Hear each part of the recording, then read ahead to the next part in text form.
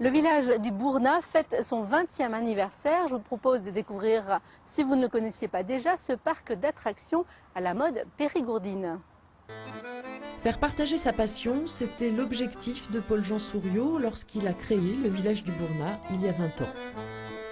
Il a chiné toute sa vie. Donc tout ce que vous voyez ici, il a accumulé dans des brocantes et chez des antiquaires.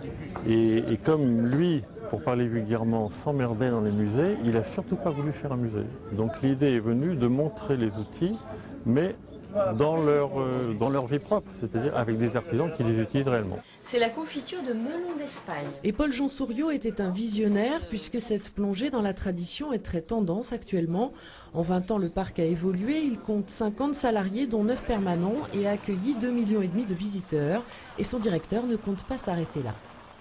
Il a été construit sur un principe presque d'écomusée, mais nous, depuis quelques années, on a déplacé ce concept-là vers un grand parc de loisirs à thème et on essaie de travailler énormément sur l'atmosphère que perçoivent les gens ici. Ce qui nous intéresse, effectivement, c'est que les gens passent un moment ici, hors du temps, en quelque sorte.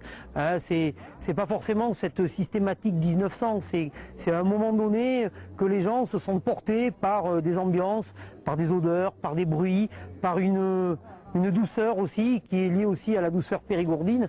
Dès le premier tranchant de l'ARER. Parmi les animations proposées pour ce 20e anniversaire, les plus courageux pourront passer le certificat d'études, un examen pas si facile dont les anciens se souviennent. Quant aux autres, ils pourront grimper dans une nacelle pour un tour de grande roue, la nouvelle attraction du parc.